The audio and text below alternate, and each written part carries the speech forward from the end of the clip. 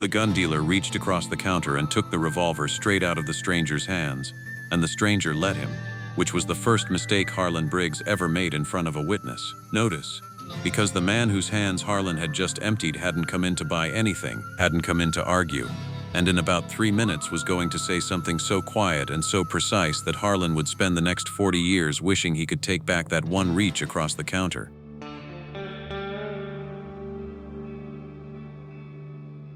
It was October of 1959, and the town of Redrock Flats, Nevada, didn't appear on most state maps. It was the kind of place that existed because the highway needed a reason to exist.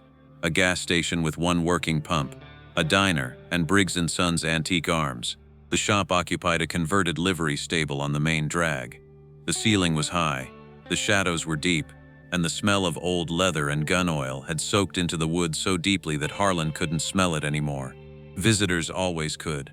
They'd step through the door and something in their posture would shift, like they'd crossed into a different century. Harlan was 51 years old that October, and he wore his expertise the way some men wear their hats. Tight, low, and slightly forward, as if daring the wind to take it.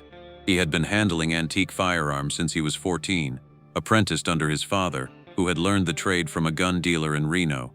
20 years of running the shop himself had calcified Harlan's confidence into something no longer entirely distinguishable from arrogance, though Harlan would not have used that word. He would have said experienced. In 20 years, nobody had brought a weapon through his door he couldn't identify date and price within 60 seconds. He was proud of that. He should not have been so proud of that. The morning had been slow. A school teacher from Reno had spent 40 minutes with a pair of Remington Derringers and bought a postcard. A rancher dropped off Winchesters for cleaning. By 2 in the afternoon, the shop was empty and Harlan was at his workbench, repinning grip panels on a Colt single-action Army, listening to the radio play something he didn't recognize and didn't like. That was when the door opened. Notice the man who walked in, because Harlan noticed him and immediately decided what he was looking at. Civilian clothes, plain and slightly rumpled. Dark trousers, a tan work shirt with the sleeves rolled to the elbow, a canvas jacket that had seen weather, no hat, which was unusual in this part of Nevada. The man was large across the shoulders, moved with a certain deliberate quality, like someone who'd learned a long time ago that the room would wait. He was somewhere in his early 50s, with the kind of face that belonged outdoors. Broad, weathered at the jaw, the sort of tan that doesn't come from a weekend. Harlan's first read, passing through. Ranch hand, maybe a foreman. Looking for something functional, not collectible. $200 budget at most. The type who handles everything and buys nothing. He went back to the grip panel. The stranger didn't announce himself. Didn't ask for help. Didn't drift toward the glass display cases where Harlan kept the serious pieces. He moved slowly along the left wall. The mid-range inventory. $50 to $300. Hunters and hobbyists and decorators. The stranger looked at these without touching them.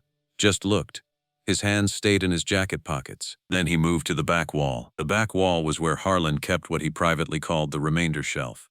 3 unpainted wooden shelves, floor to ceiling, estate lots, bulk purchases, pieces that had never earned their way to the better display, price tags in pencil on masking tape, $8 to $45.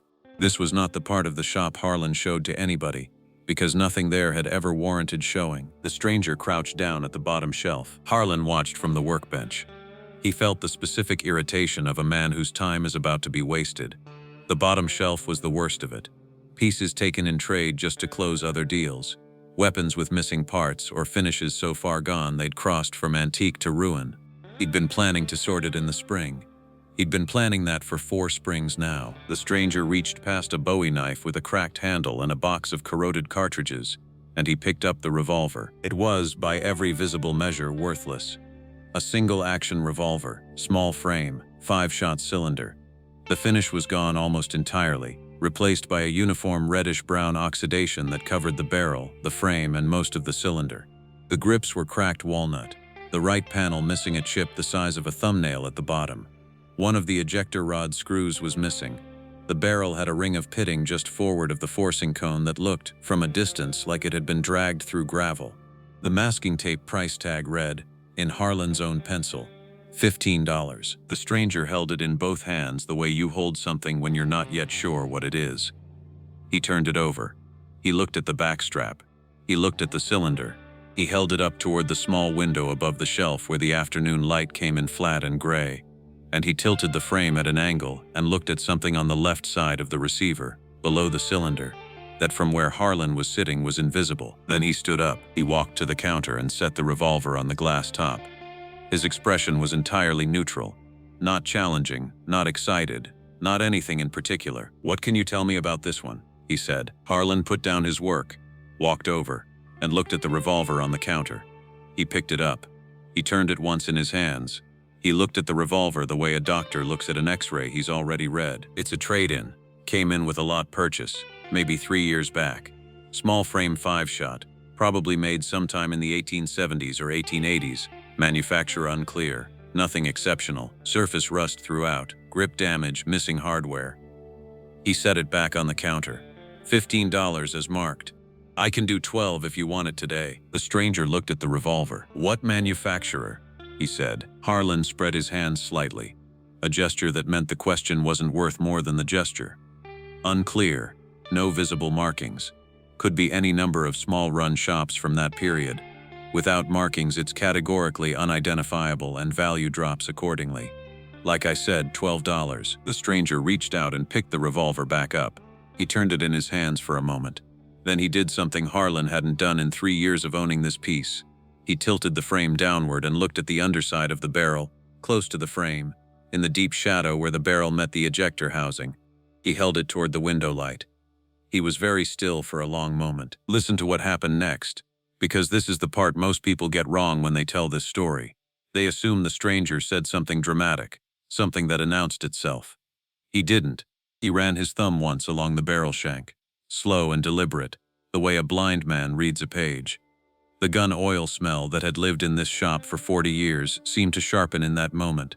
Then he set the revolver back on the counter with the same unhurried hands that had lifted it, and the small click of metal on glass was the only sound in the room. Then he said, "There's a stamp on the underside of the barrel shank. You need a magnifying glass and good light, but it's there." Harlan said nothing. "It's a small cartouche," the stranger continued, his voice carrying the same flat, conversational quality it had from the start. "Oval frame, 2 letters inside, E/H. That's the inspection stamp of Eli Hartman, who was a government arms inspector contracted by the U.S. Army Ordnance Department between 1873 and 1879.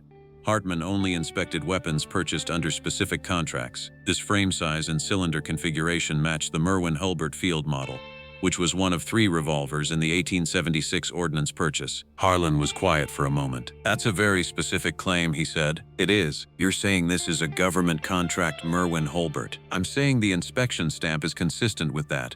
Whether it actually is one depends on what's under 30 years of oxidation on the frame, but the stamp doesn't lie. Hartman used a specific die.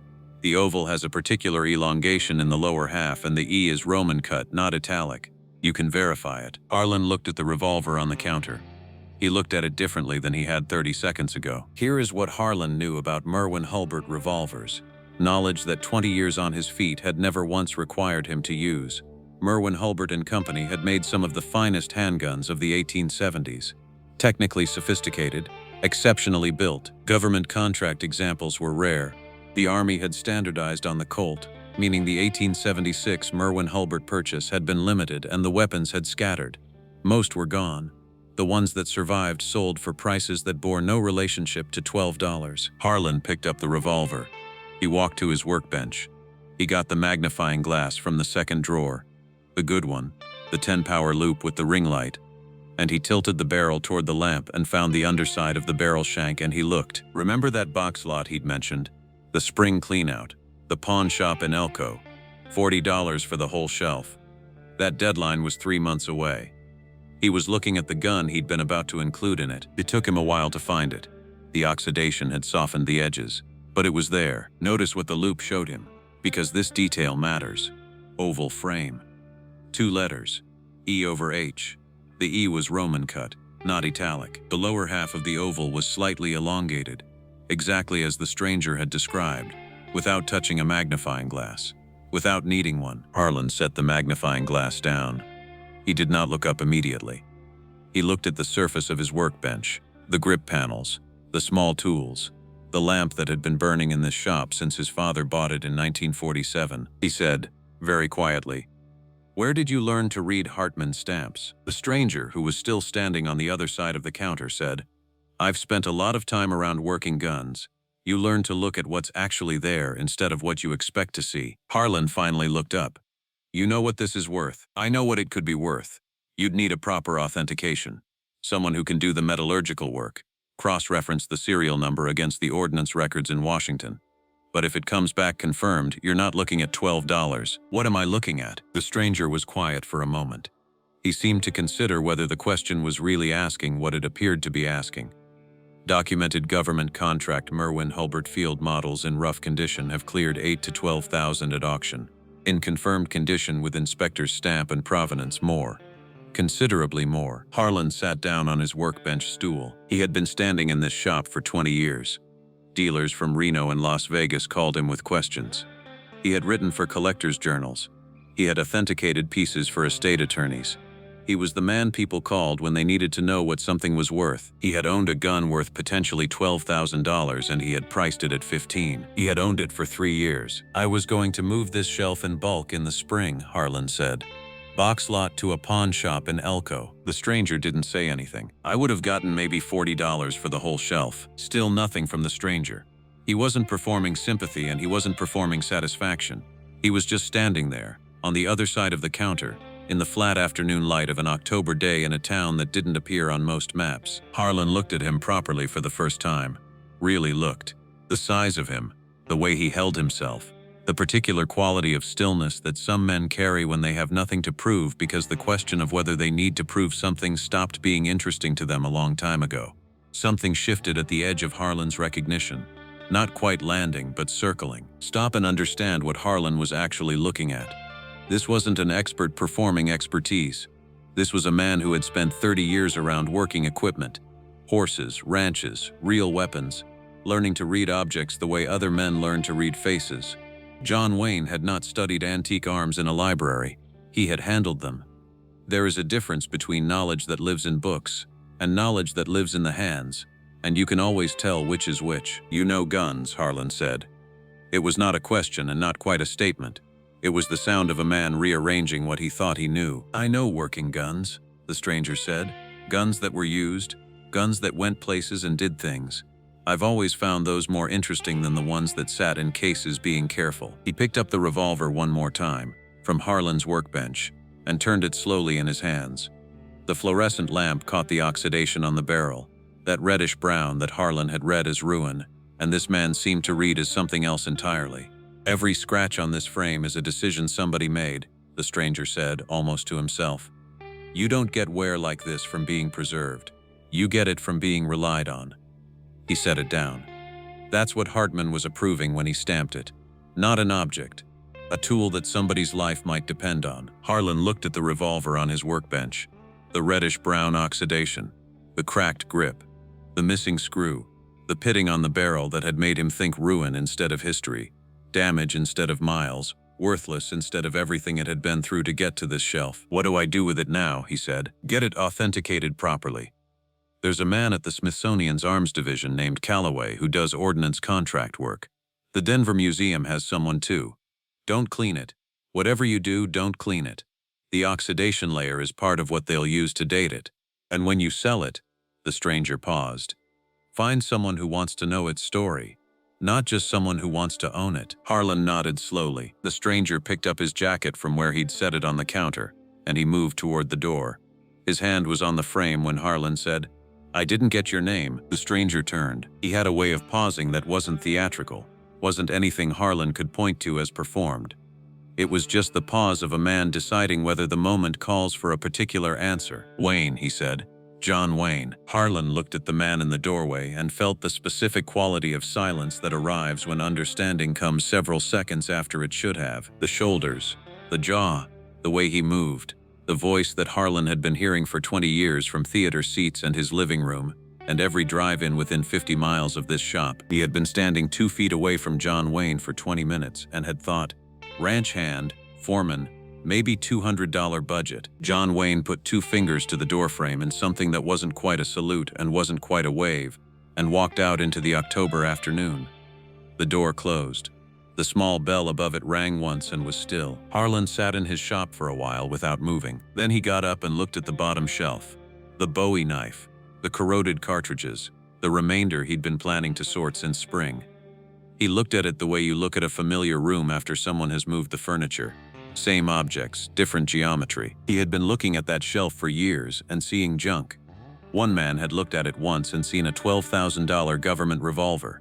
Not because he was magic, because he had walked to the bottom shelf without having already decided what was there. Harlan picked up the revolver, carried it to his workbench, set it on a clean cotton cloth with the loop beside it, and the lamp at a careful angle. Then he sat down and began, very slowly, to look at what was actually there. He didn't sleep much that night. He lay in the dark and listened to the house settle, the creak of the roof beam, a coyote somewhere south of town, and he kept returning to one question he hadn't managed to ask while the stranger was still at his counter. Simple, direct, and now unanswerable. How many times had he walked past that shelf without looking? He called the Smithsonian 11 days later. The man he reached was named Calloway. David Calloway, Senior Curator, Arms and Militaria Division. Harlan described the stamp, the cartouche dimensions, the Roman cut E. There was a pause. "Where did you get this?" "Lot purchase, 3 years ago. I priced it at $15. Another pause. Longer. Calloway asked for photographs. Harlan sent them on a Wednesday. Calloway called back Friday. The stamp was genuine. The ordnance records matched. Would Harlan send it for a full evaluation? The revolver went to Washington in a padded case, packed by Harlan with a care he had never previously applied to a $15 item. He sealed the lid and realized he was handling it as if it had always been worth protecting. The Elko deadline had come and gone. There had been no box lot. Look at what landed on his workbench 6 weeks later. A 4-page authentication document on Smithsonian letterhead, a formal accession number, and a cover letter from Calloway that began, "We are pleased to confirm the following." It was, definitively, a Merwin Hulbert Field model, contract series, 1876 government purchase. Estimated auction value, between $14,000 and $18,000. Harlan read the letter 3 times at his workbench. He had priced it at $15. He called a colleague in Denver, Prescott, who ran a specialist arms auction twice a year. He sent the authentication documents. Prescott called back the next morning and said 3 words, "This is real." Then he said Harlan needed to put it in front of serious collectors, not a local catalog. Harlan agreed. The revolver sold at a specialist auction in Denver in February of 1960. Final hammer price, $16,200. Harlan's net, $13,600. He sat in the back row. He watched the gavel come down. He did not feel what he'd expected to feel. What he felt was more complicated than satisfaction. The specific mixture of gratitude and humility that arrives when you understand the lesson cost you less than it should have. He drove back to Redrock Flats with the check in his jacket pocket. The February desert was flat and gray, and he thought, for most of the drive, about a man in a canvas jacket who had spent 20 minutes in his shop, and about the pawn dealer in Elko who never got that box lot, and never knew why. Wait, because here is what nobody asks about. The check was $13,600. But that wasn't the number Harlan kept returning to. The number was 3. 3 years, 36 months he had owned that revolver and walked past it every morning. The following Monday he closed the shop and pulled everything off the remainder shelf.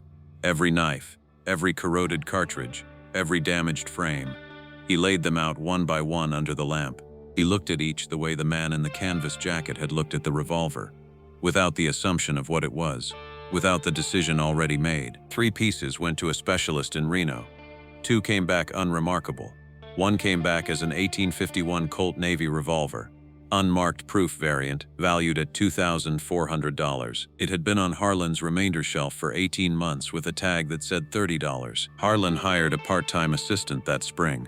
The first thing he told her, "Every piece gets looked at. Doesn't matter what shelf it's on. You look at it like you don't already know what it is." She asked once where that rule came from. "A man came in here in October of 1959, Harlan said. Spent 20 minutes. "What man?" "A man who looked at a $15 gun and saw what was actually there." He paused. "John Wayne." She stared. "He didn't say who he was until he was leaving. He just told me what I'd missed. He could have laughed at me.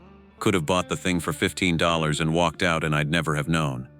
He didn't do either of those things. What John Wayne did was tell a man who hadn't asked to be taught that the most valuable thing in his shop was on the bottom shelf, describe exactly why, and walk out into an October afternoon without waiting for credit or thanks or acknowledgement. Harlan ran his shop for 23 more years. He died in 1991. His daughter found a single index card in a locked drawer, a date, October 14, 1959, and beneath it in Harlan's handwriting, he looked at what was actually there. She didn't know what it meant. She kept it anyway. Remember the stranger who walked in without a hat? The one Harlan had read as a ranch hand with a $200 budget. Remember what he did not do? Did not announce himself. Did not correct Harlan's assessment. Did not wait for a single moment of recognition before he touched the doorframe and walked back out into the Nevada light. John Wayne died in June of 1979. He never mentioned Redrock Flats or the revolver on the bottom shelf in any interview anyone recorded. He had done a great many things in a great many places, and he had spent a lifetime playing men who did what needed doing without expecting to be watched while they did it. And somewhere in the years he had become that man himself. A $15 revolver. 20 minutes on a slow afternoon in October. 4 sentences in a quiet voice that didn't rise and didn't hurry. That was the whole of it.